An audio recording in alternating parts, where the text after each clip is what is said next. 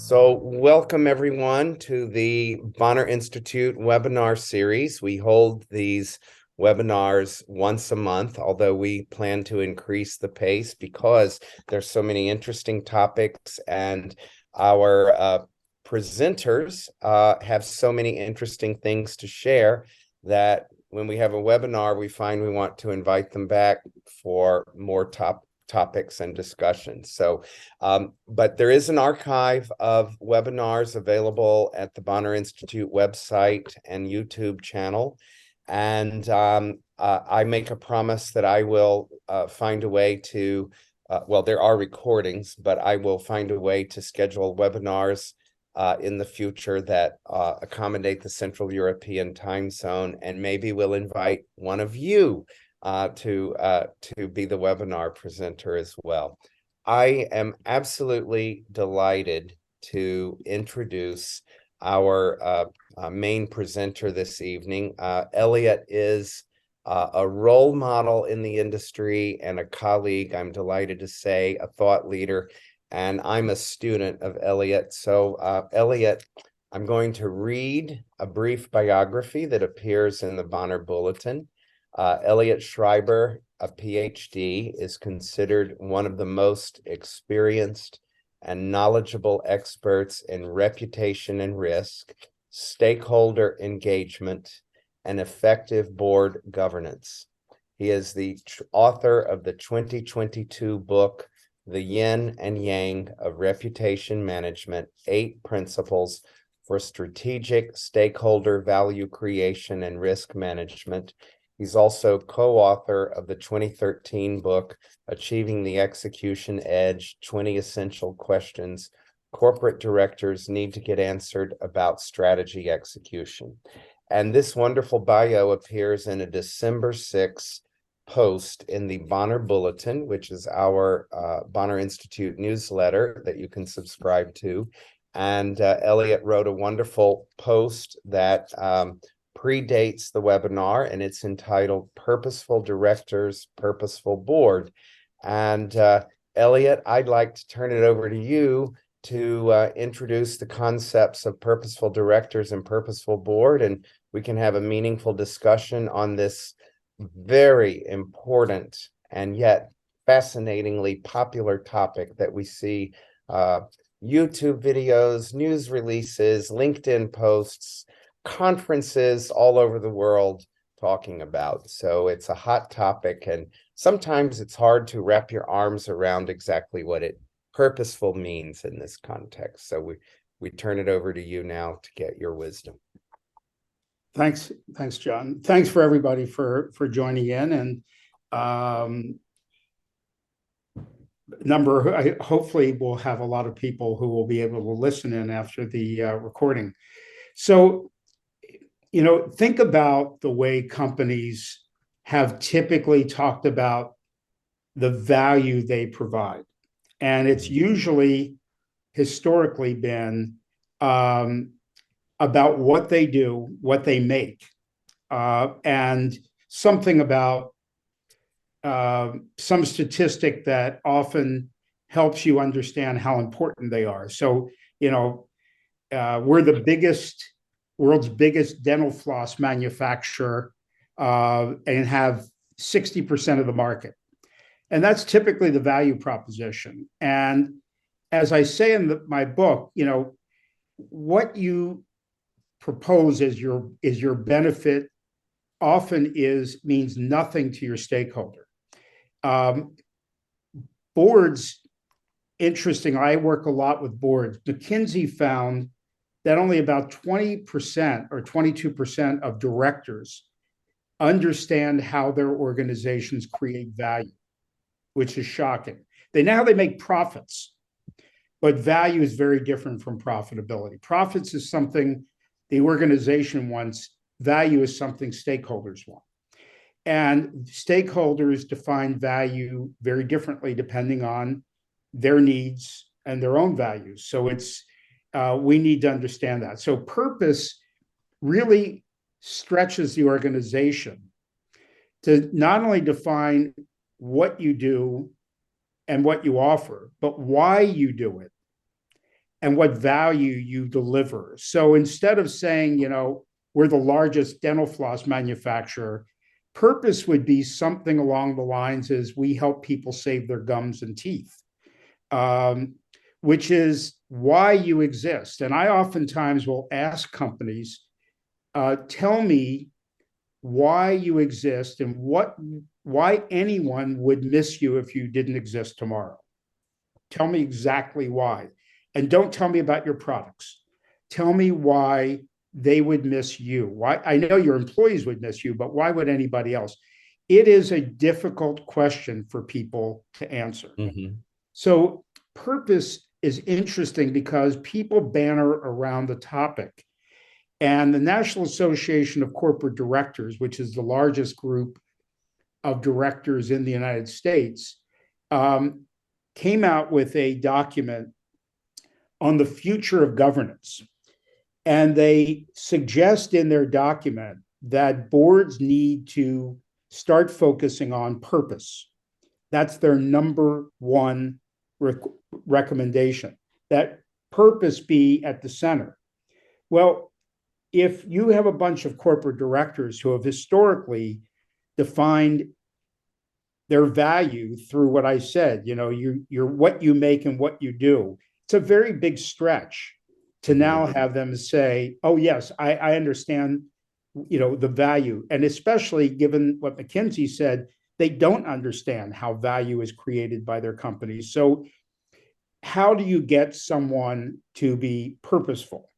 And why is it important? Well, purpose, and I know many of you deal in this area all the time, purpose is a bond with people where they get to understand that what you do and how you do it and why you do it resonates with them and the values are connected. A person I know very well at ASAD, Oriol Iglesias, who studies brands, has been tracking brands and says that consumers around the world now are starting to move toward brands that share their values and moving away from brands that they think are only in it for their own profitability.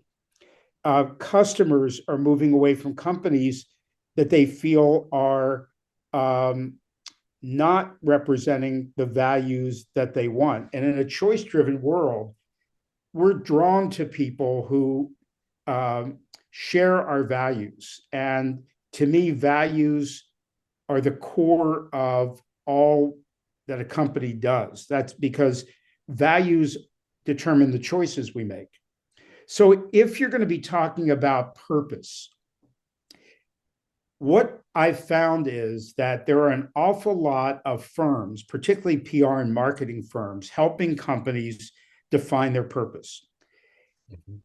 These are fancy statements that have no basis in any commitment. They don't know what they're saying. They don't know why they're doing it.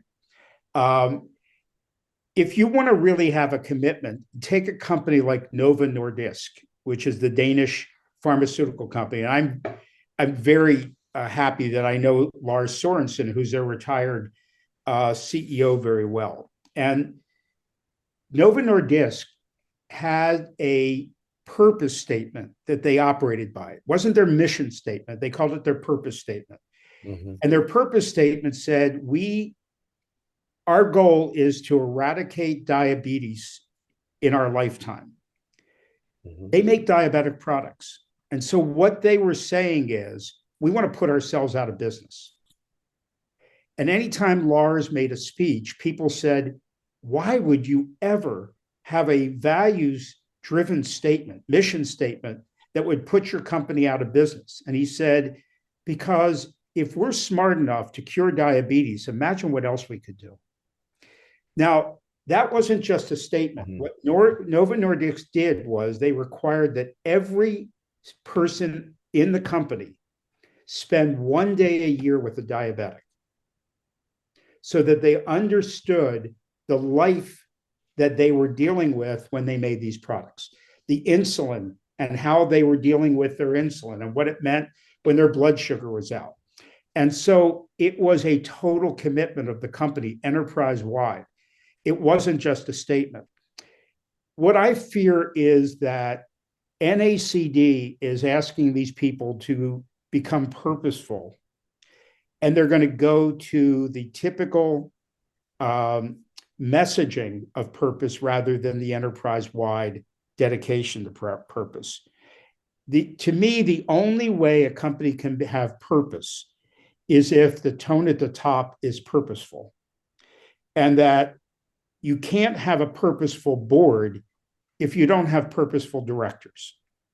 Mm-hmm. So each and every director has to understand what it is their purpose is, why they are there, and what they do. I teach a lot of boards about governance. And what I tell them is, I'm not going to talk a word about compliance. Mm-hmm. You can go to someone who can tell you all about compensation issues or regulatory issues, financial audit issues. What I'm concerned with is, how does the board make the best decisions possible on behalf of the organization as stakeholders? Because that's the essence of governance. And so if you're really trying to make the best decisions possible in a world that is moving toward purpose, then you need to become a purposeful director. And what that means is that you need to understand exactly what your role means. So very basically, directors will spout out, oh, we have fiduciary responsibilities, duty of care, duty of obedience, duty of loyalty. And I go, tell me what that means. Exactly what that means.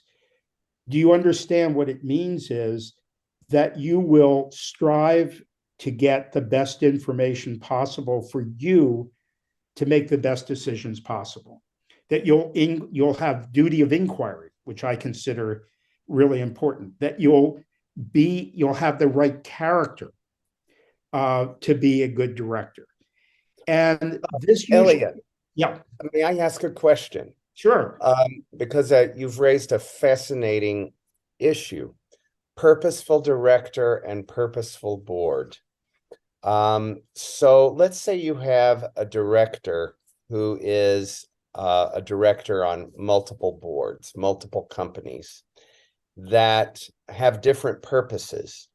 So what is the relationship of an individual board member's purpose to an organization's purpose? How do they align? Because if I'm a member of, let's say, a board of a chemical company, a board of a software company, and a board of a nonprofit, do I need a purpose as an individual board member that ports to every organization, and then I adapt to each organization's purpose? Would like to probe a little on that topic. Well, let's start with purpose is not a normative concept. Mm-hmm. Nor purpose to me, and many people on the call and on this may have a different opinion. To me, each company has to define its own purpose in mm-hmm. relationship to its stakeholders. Mm-hmm. The purpose that would be defined by a Goldman Sachs is very different from mm-hmm. what might be defined by a major hospital, pharmaceutical company, a nonprofit, whatever. Your purpose has to be about why you exist and how you go about doing the things you do, not just what you do, because how you do it is, to me, more important than what you do. We've had an awful lot of people who will strive for profits without caring about how they are achieved. And that is the antithesis of a purposeful organization. So we talk about tone at the top. And so if you're a director of multiple organizations, you have to, first of all, understand the organization you're a director of. So you're bringing skills, but they have to be adapted to the individual organization. I've served on nonprofit boards with CEOs who it's a stretch for them to serve on a nonprofit board because they don't quite understand how these people can exist without making a profit. Of course, you have to make a profit to be a nonprofit organization if you really consider it, because you've got to be able to you may zero it out, but you've got to be able to bring in enough to become nonprofit.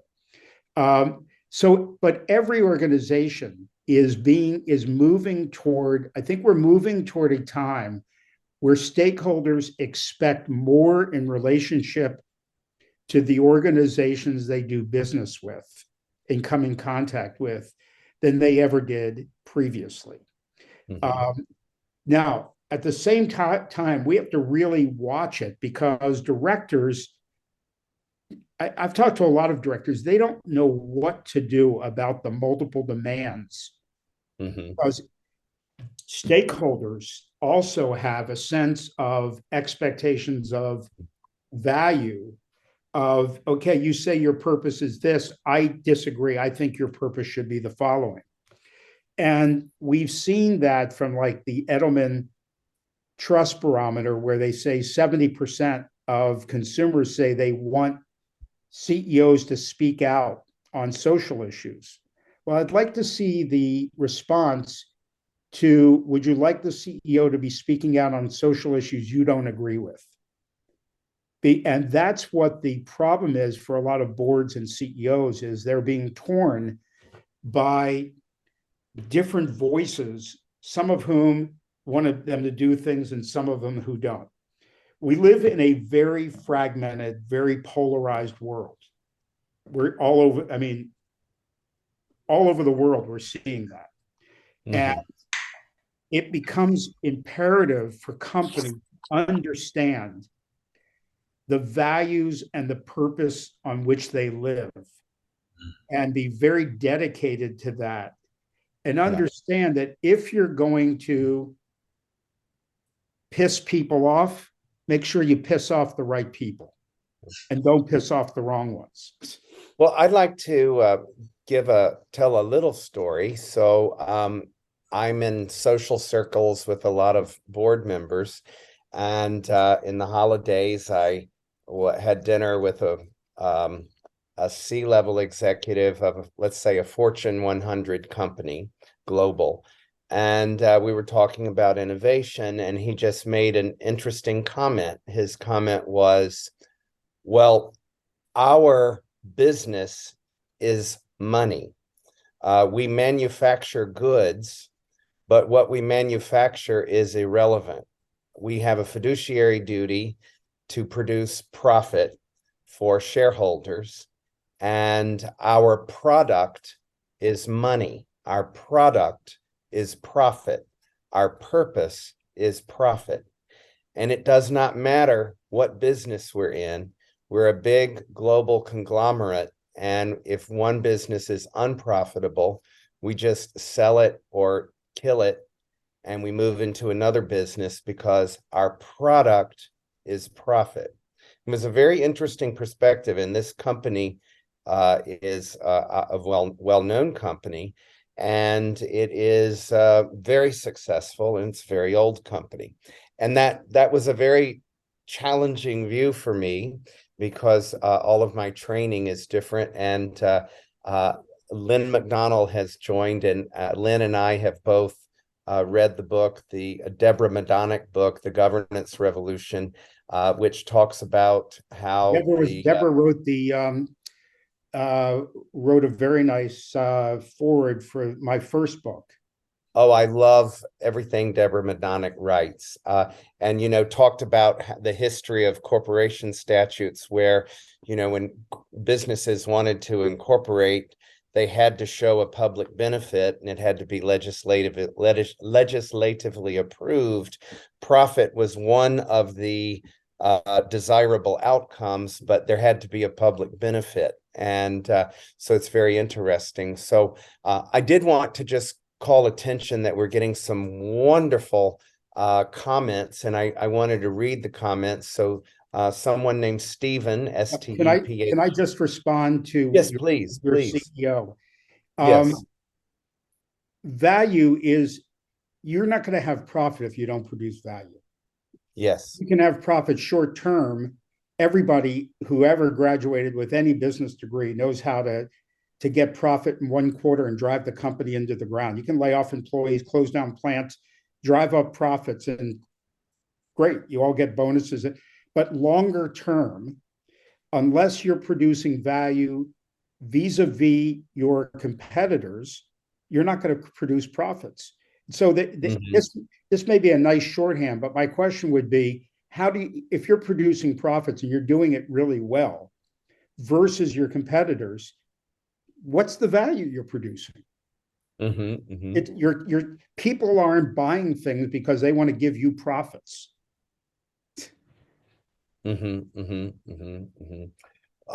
So I'd like to just note in response to that, I'm a member of several organizations and networked with a lot of people. And one of the I won't name the company, but there's a very famous company that's now publicly held. But it started out, well, the research this organization has is that the company actually started out with the purpose to challenge the regulatory regime around transportation.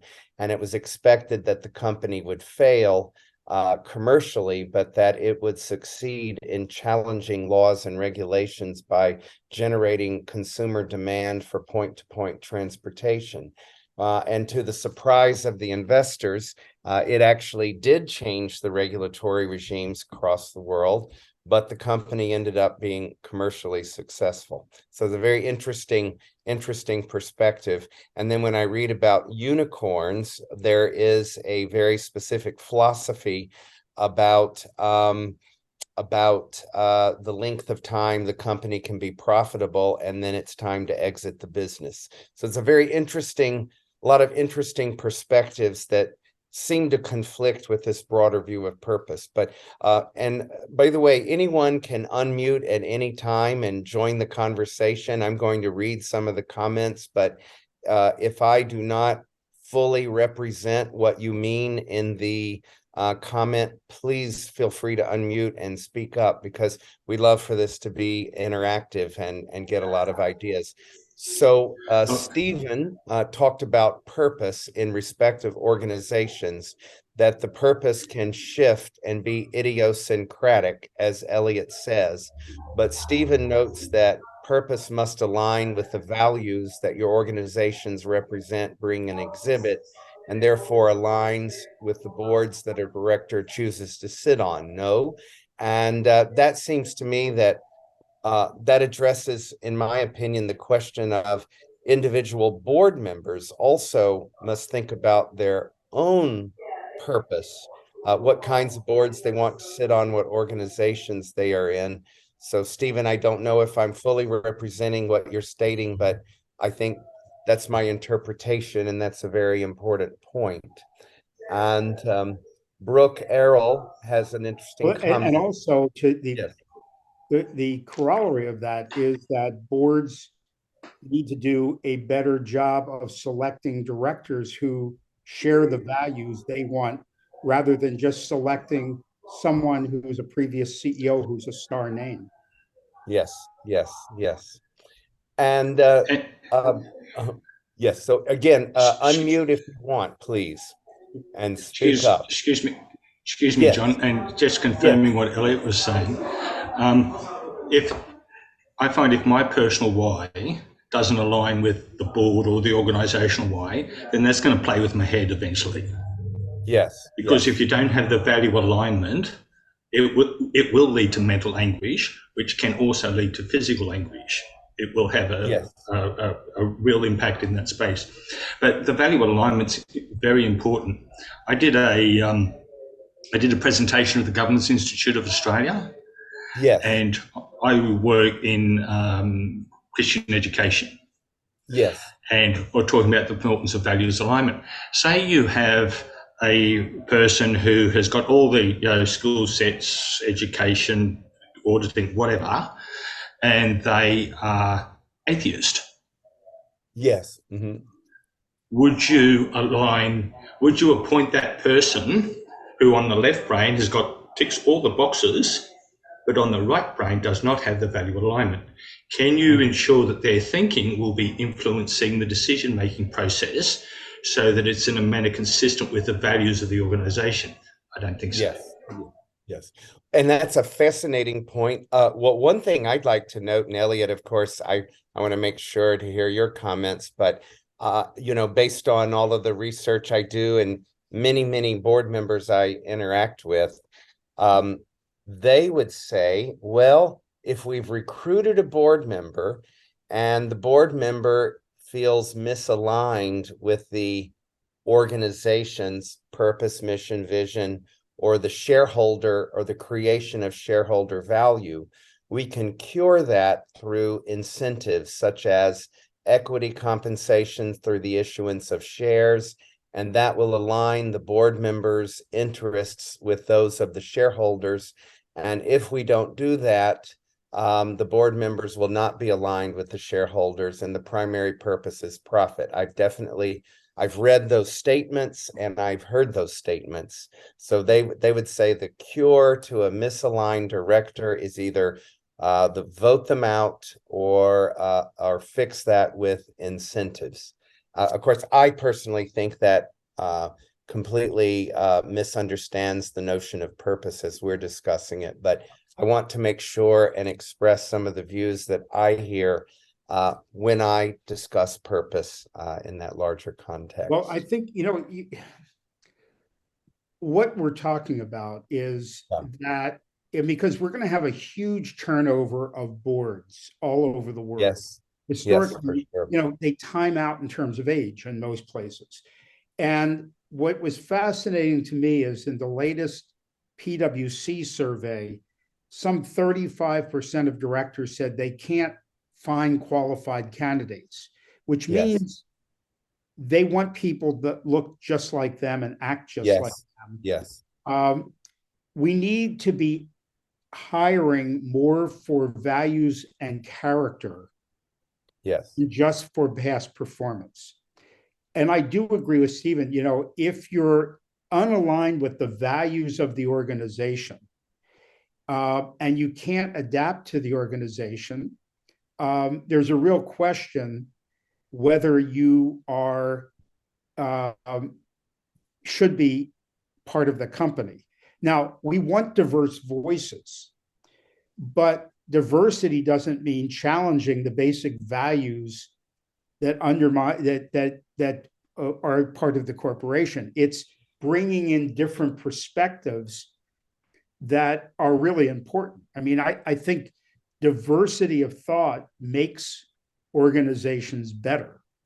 They make them stronger because if you talk about governance being the essence of making good decisions, you need, I've always said to boards, think about your stakeholders and whether or not your board reflects your stakeholders.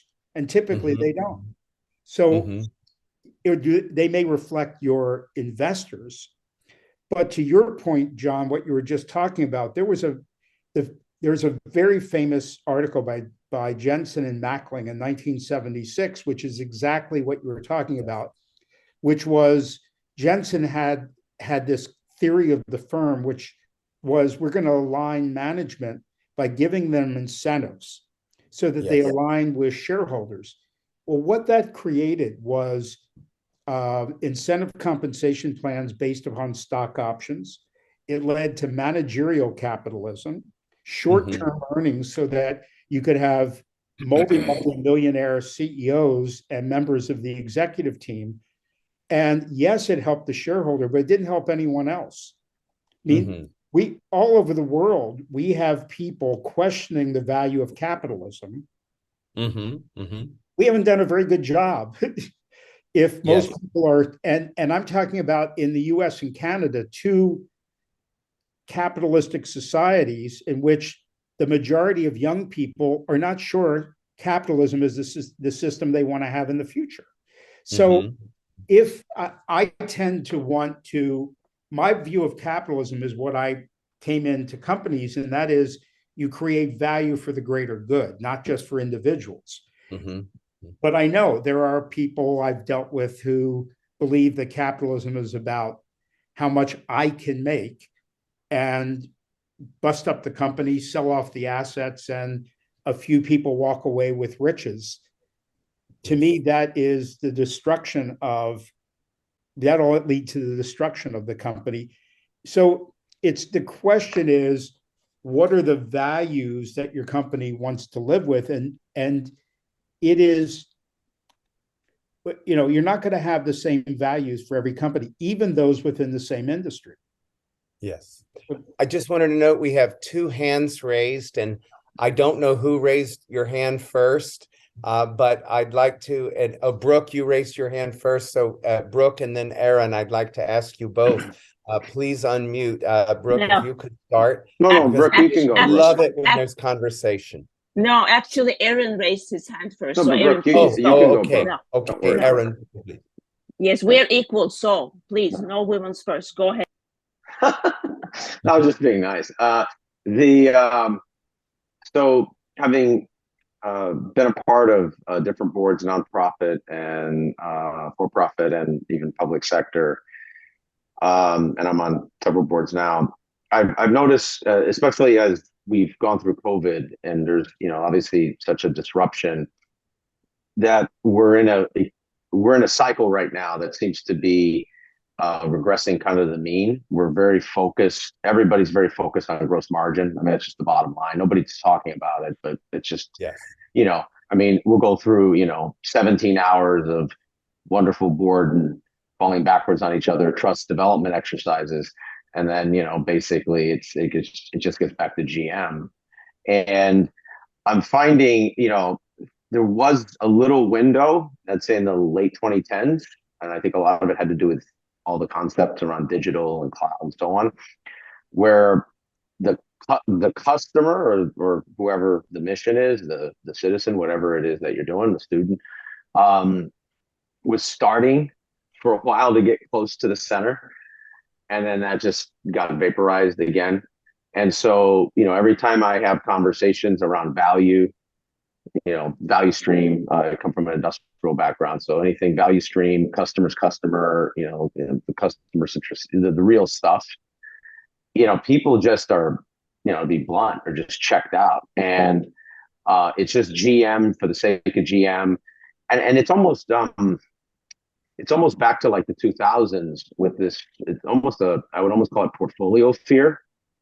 Right. I mean, no one's going to point to, well, this investor says we better get this return right now. It's just, there's just a fear to even have, it's like switching cost almost. It's a fear to even not be part of their top quadrant, whoever that investor is. Right. It's just like, it's like the old school stuff when you started in your career or when you're in school, you just don't want to be on anyone's list. Right. Yeah. And so there seems to just be this, and I've seen it. I've just seen this I'm on 4 different boards and they're all different. I mean, one's a cancer nonprofit, one's a sort of an educational one, and a couple are professional ones in the company I work at the same time. And it's just striking to me. And I'm wondering if this is just a larger trend, or is this just something I'm seeing in the space I'm in, or does anyone else see this? Well, I don't think I don't think this is like an N of 1 or 2. I think there is a, companies are not where they say they are.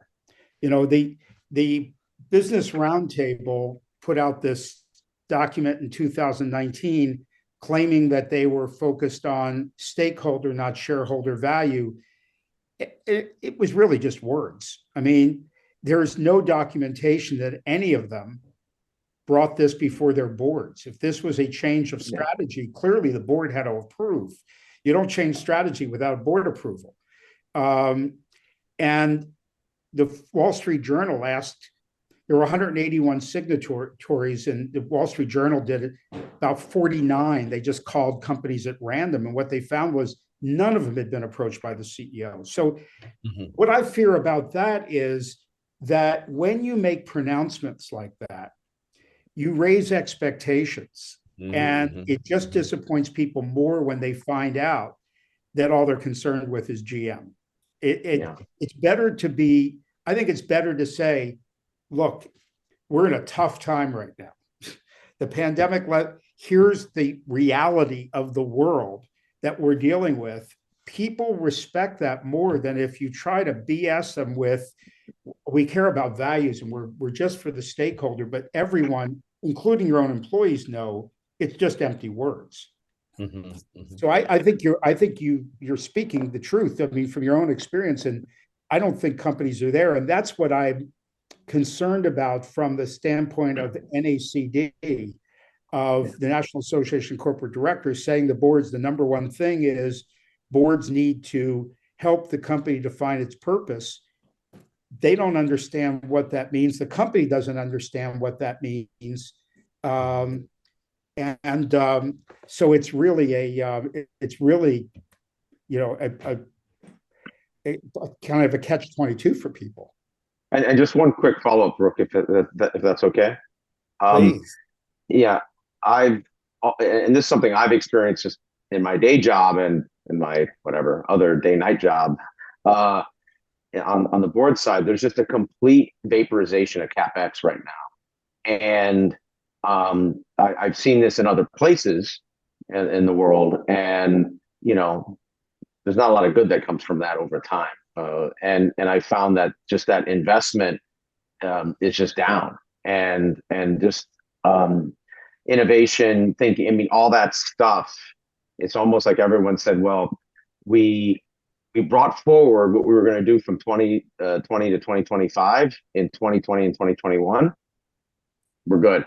And and of course, I think we all know that in the last 40 years, the increasing returns out of the broad category, it's called technology, is just outpaced everything else by literally orders of magnitude. And I'm just not seeing the investment discussion at all. I mean, just anywhere. People, tech, I mean, just, it doesn't matter what it is. It's just, nothing. So I don't know if you have any follow-up on that, or anyone else has a point of view.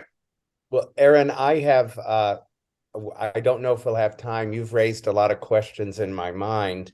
And I know I want to invite you to speak one day in our webinar, because whatever little knowledge I have that I can contribute. No, you have a huge amount of knowledge. I actually am a consultant on innovation, and I am consulting with a board member right now who was ousted for voted out for questioning too much the strategy, but was later, the company called my client and said, well, you were right all along and we were wrong, but it's too late now. And so a very interesting thing how reality works out, but that person is now on another board and it's a much better position. But Brooke, I'd like to get to you, and then Thomas Burney, we also have raising his hand, and I want to get to all the questions. This is the most interesting part, when we get to hear people's thinking. So Brooke, please, what is your question? Sure. Thank you. Thanks, Elliot, first of all, and thanks, Aaron, for your kindness and all the things that you shared. Of course, like all of this bubbles up so much in me, because I've been in purpose work for more than 2 decades now.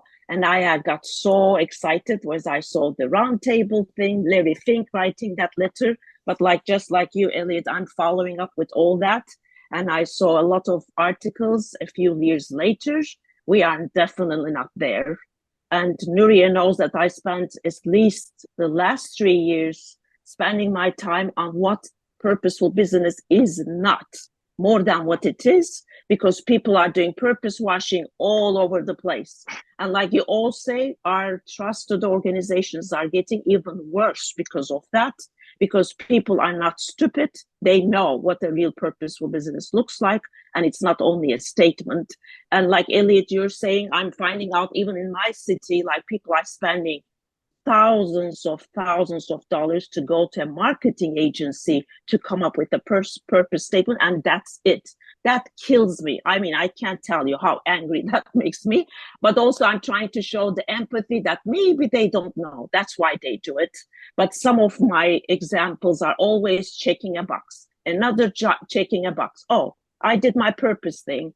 either by giving a big fat check to a nonprofit, which definitely does not qualify them to be a purposeful business, or just coming up with a beautiful statement. So those things, like, I think people like me are spending all our time still with the awareness stage. That's what I feel. And all the people, like those 181 CEOs, are not doing any good service by saying, yes, we will be purposeful, and doing nothing. And people already don't trust organizations. But like what I was putting in the chat as well is like, people are still stuck that purpose has to be with the products and services. It has nothing to do with that either, if they choose to do so. It could be their product and service, or like one of the best examples in San Diego says, we want to create lasting memories in everything we do. Think about that. It doesn't have anything to do. This is WD-40 doing maintenance, lubricants, nothing to do with their product. So if you want to elevate people and create value, like Elliot is saying, it could be even about your culture. You want to touch people's lives, whoever that is, whichever stakeholder it is. So like in general, you see, I get almost like frustrated with everything happening, including they are saying they can't find the right people to sit in the boards. Who are they looking at?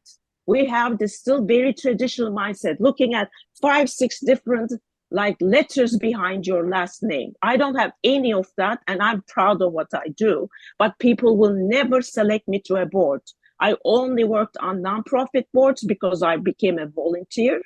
Although I have all the experience in the world, they will not select me. Maybe because now they want to increase the number of women. Maybe I have a better chance. But this is the mindset. It's not sustainable. And the new generation is so right about this, because what did they see in 2008? They saw all their parents like had to be laid off. But although they did everything right, why should they be so loyal to customers? Why wouldn't they want the companies to stand for something more than profit? I mean, we are at that stage, we are in a breaking point. So I'm so angry when, John, when you share those examples of what they say, giving incentives for them to stay in the board is just defies the whole purpose of purpose. Oh my God, like, I don't know, like, I feel like there is no other way they can exist in this world. There is no other way. If Unilever can do it for 55,000 people and put them into a workshop to be more purposeful and drive their business towards that, at least having a plan, anybody can do it. So, I mean, we people on this board, in this screen, hopefully, I know we're all doing all that we can, but we have to be louder, bolder, or something, because we can't, I mean, the new generation is not going to exist if we keep on doing the same thing. So I had to say that. Sorry, it's just took a long time. Thank you very much. There is actually a very interesting article I shared with Lynn McDonnell, who is in this webinar, and it was something that neither Lynn nor I had ever heard of. The title of the article, and you have to be a subscriber, is How Sexism Influenced Corporate Governance. And there's a law professor from Washington and Lee University, Professor Sarah Hahn, who did a deep dive into the history of corporate governance and has found evidence that corporate governance law was created to dilute the influence of women shareholders. It turns out that before the Depression, there were more women shareholders than male shareholders of corporations. And that suddenly shifted. And there are many interesting things. So what I'm going to do, I'm going to send the link to the law review article. I cannot send you the article, but I will put it in the chat feature. I think you'll find it very interesting. I've not read the article yet, because it's just a time issue.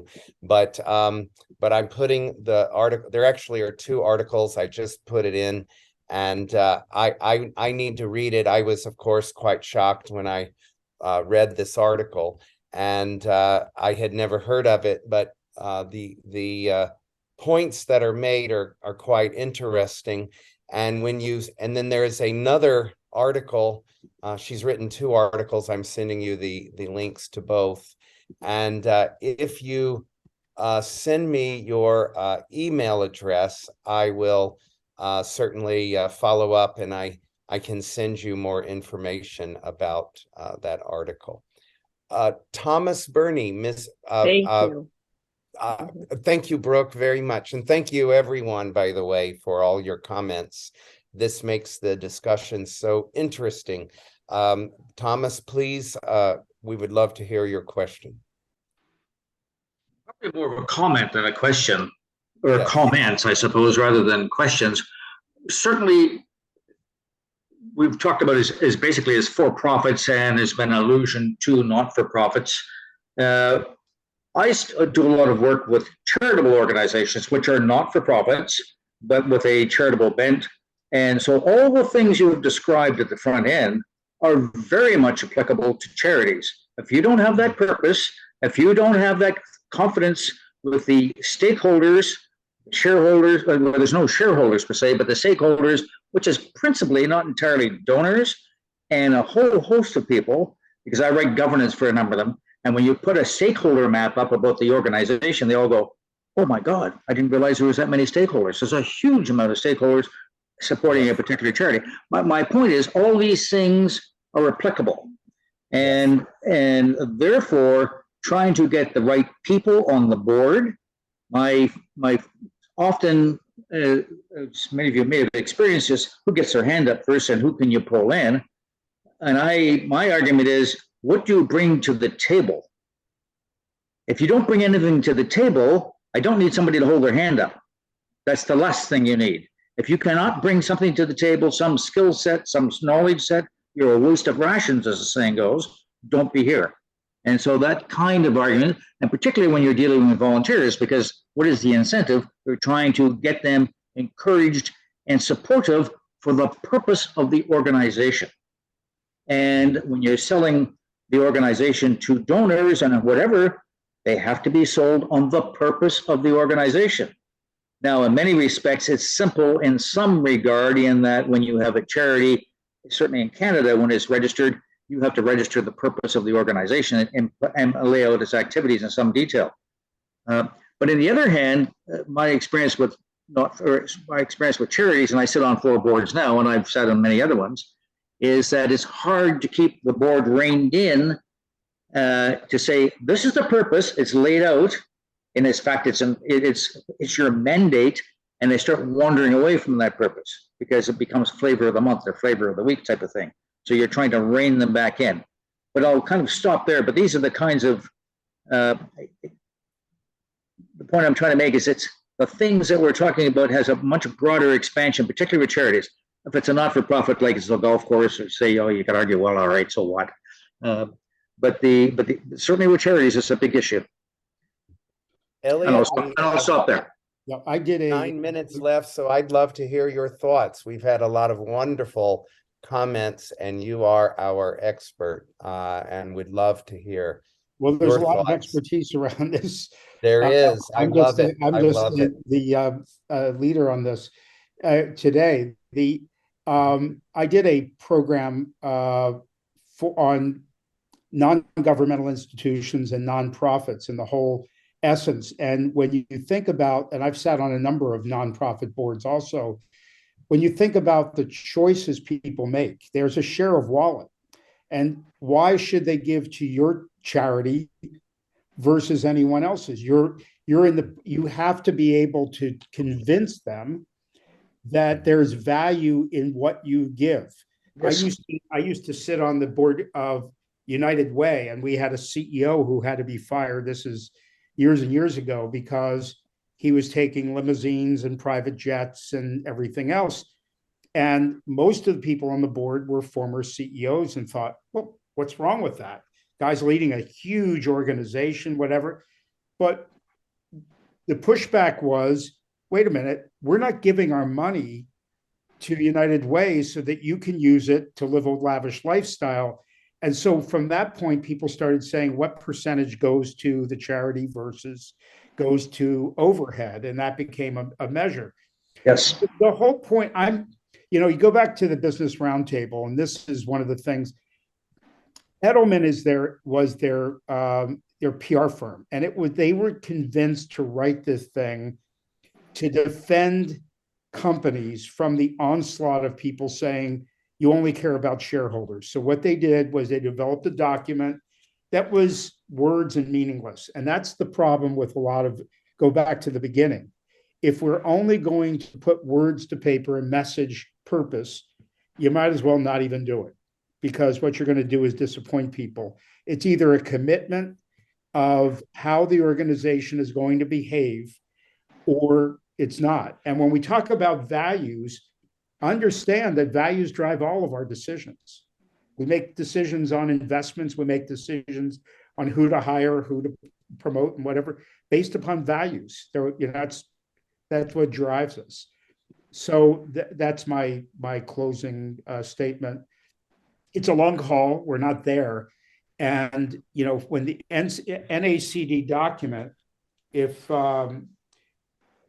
it's governance into the future, not governance now. So there's a long road to haul to convince directors of what the future might hold, because they're going to be dealing with a whole different set of stakeholders. I didn't get that. Could you try again? There goes Siri asking me to define that. Yes, indeed.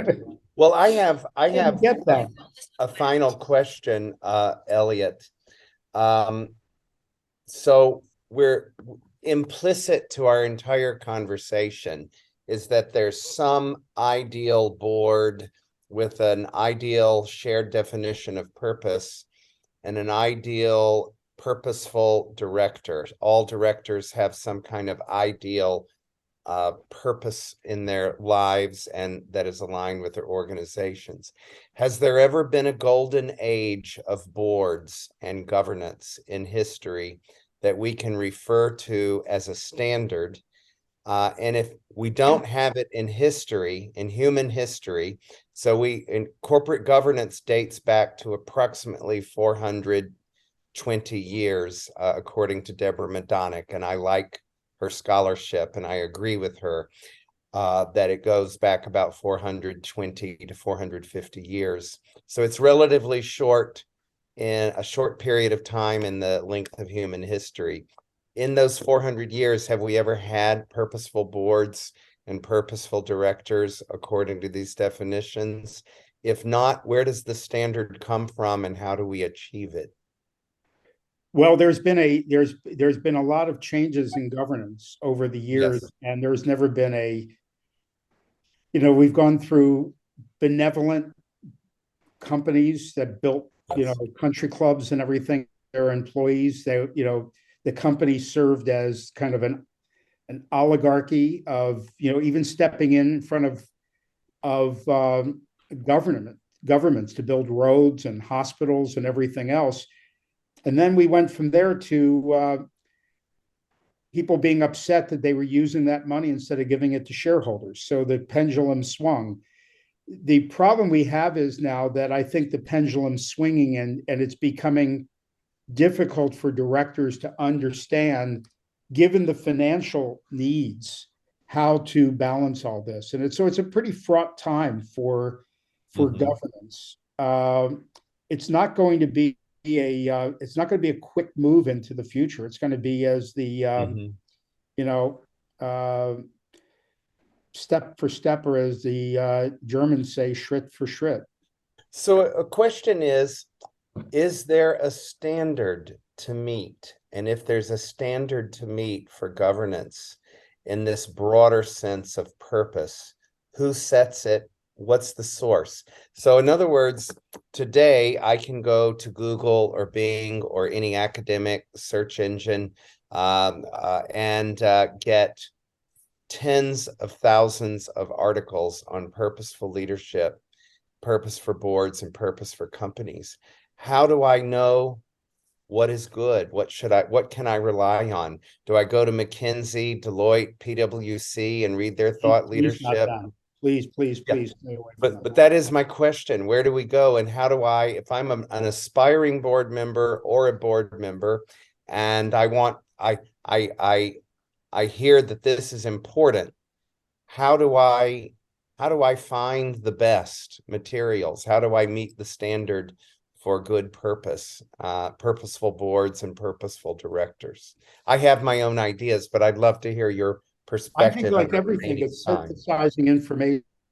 And also let's recognize that what we mean by all of this is different around the world.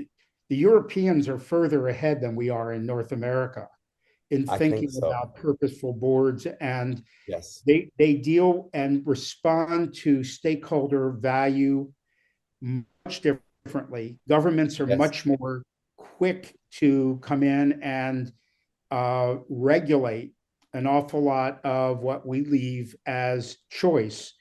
The US is very unique in having still 40% of our large corporations with a combined chair CEO, which is verboten in most of the world. Canada doesn't allow it. Europe doesn't allow it. Only the United States. So how we deal with governance is really there is no magic bullet. It's got to be, it's being figured out on an individual basis. And I think it's coming down to companies deciding what they want to do. And I do believe that good governance can become an intangible asset that can be used to competitive advantage. That is my belief. But whenever I assert it to my colleagues and friends and social circle, they say, well, give me proof that it increases profit. Because if it doesn't increase profit, it doesn't work, because I'm not producing investor value and I'm not assuring. Are they creating all the value and all the profits they want right now? Yes.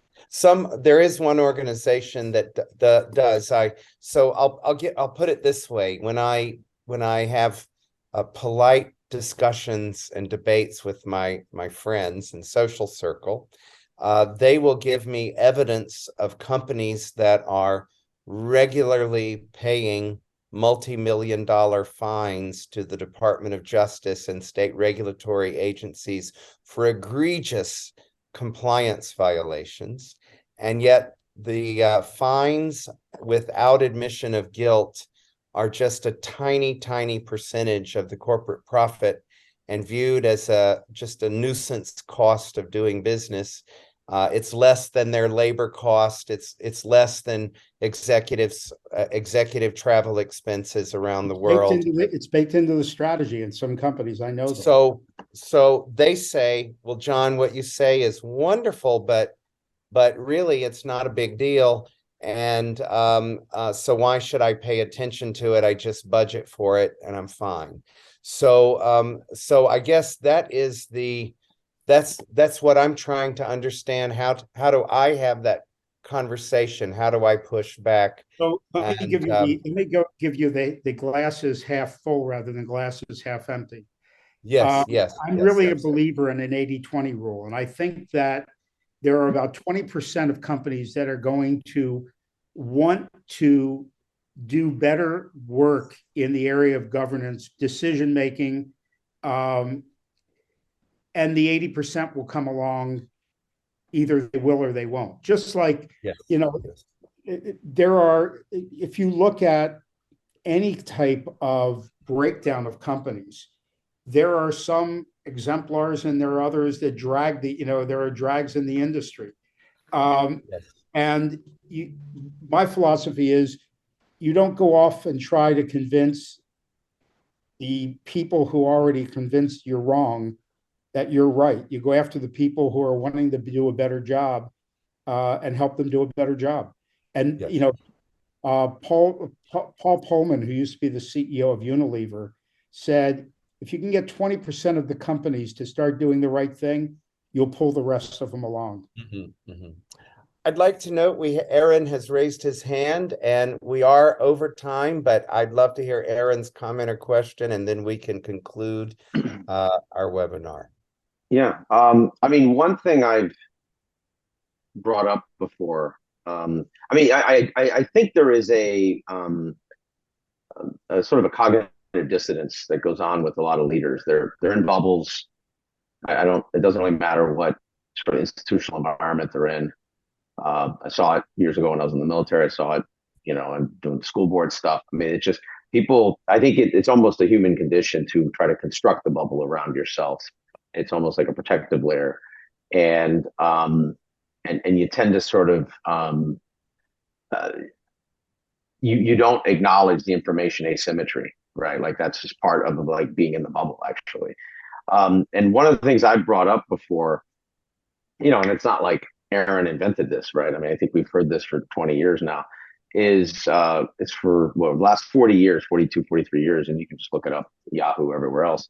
The amount of firms that were in the S&P 500 in 1980 and who's in there now, and basically it's about 400. So 4 out of 5 firms aren't in the S&P 500 in the last 40 years, which, I mean, if you start modeling this, it basically says that you have a 20% chance of not being in your index. And we all know what the, what the instrumentation is once you drop out of one of those indexes or when you get into one of those indexes. I mean, it's like the increasing returns just explode or implode, right, on one way or the other. You lose talent, you lose investors, like everything. It spirals usually. Usually it goes to a PE exit. I mean, let's just be honest. And whenever I've sort of brought that up, you get that sort of like, thanks, Aaron, for the little break. All right, back to GM, and or let's all do our trust building lunch or something, and so I'm wondering if there isn't this ability to maybe start messaging that there's more of an existential risk when you package up all of this dissonance, because I do think the traditional risk was you could get bounced out of indexes. And I think most board leaders, like most people in life said, well, that's going to happen on someone else's watch, right? And we don't do a good job as human beings. We don't want to in performance auditing of anything, right? So it's like no one's going to look backwards and said, well, Larry Summers was right 2 years ago about inflation, and like no one talks about these things. So I'm wondering though, when you start adding up these cascading events, like right now, talent and young people is a big deal. I mean, it just is. I mean, there's a whole bunch of entities young people just don't want to work for anymore. It's just the way it is. And that starts adding up to the equivalent of dropping out of the S&P 500. And then there's other ones, innovation, CapEx, blah, blah, blah. And at a certain point, you kind of can almost like you can almost build a circle of these and just say, that's a lot that's a lot of challenges at the board at a governance level, no matter what your institution is, really. It's nonprofit, profit, school, doesn't matter, public sector. And how you have to deal with these, you have to deal with one by one, and to me, it's almost like that's what's missing in this sort of governance journey or evolution that I think we're all trying to be part of. Those who wouldn't be here on a cold Tuesday night or whatever. And it is that we need to find a new way to communicate to existing leaders that these existential risks are sort of stacking up on each other. And I'm wondering what your perspective is in this, because I think the salami slicing, it just doesn't work. I mean, I think all of us have tried the do-good cycle for, decades, and you just don't get a response from it. Mm-hmm. Well, I mean, I think you're absolutely right. And to me, I keep saying to directors, let's think about the Great Resignation and the fact that 45% of workers in the United States say they wouldn't wish their job on their worst enemy. Yep. How do you create value if not through employees? You can't. Employees discover, they innovate, they create, they deliver the value. And every study has shown the correlation between customer and employee satisfaction to be extremely strong. And financial results would be a proxy of how well you do in that area. So when you start to multiply the risks of employees leaving, not being able to get talent, how are you going to be able to meet the needs of your customers, let alone your shareholders? And I think there are existential risks that you're talking about that when you start presenting like that and really start building like that, become more frightening than most people want to deal with. But it's kind of like, I agree with you. It's kind of like, I've dealt with this with a couple of companies that I've dealt with, where it's kind of like, how many years in the future? I'm 60 years old. I'll let my successor deal with it. Mhm. Well, we have reached the end. There is one topic I want to mention. In my innovation work, I'm frequently encountering the comment that, well, artificial intelligence, machine learning, and robotics are not perfect, and there will be some compliance violations, but they're acceptable, and I can replace a lot of the labor force and reduce my costs, and replace some of the functions and tasks with algorithms. And I think that's going to be one of the new governance issues that we're going to face in the future. That would be a good topic. Elliot, I'd like to thank you very much. This has generated a lot of wonderful discussion. I do want to note that if you want, you can copy the chat and paste it for your future use, or download it. And those of you who've submitted your email addresses, I will send a follow-up email to you with a link to the New York Times article that will enable you to access it, even though you're not a subscriber. I do have the ability to do that, and legally, by the way. And I thank you very much for attending, and I invite any of you to please propose a topic, and we'd love to invite you to speak in a future webinar. Also, I put my LinkedIn address, and please feel free to contact. And it's just been delightful to have all of you on, and I hope that you'll join us in the future. And I make a commitment to create some webinars that are friendly to time zones other than the Eastern and Central time zones in the United States. I actually used to live in Europe and have a lot of history in Europe, so I'm very sensitive to time zones, and I want to make it possible. So thank you very much again to everyone. I wish we could keep going, because this is such a fun conversation. Thank you, everyone. Have a wonderful evening.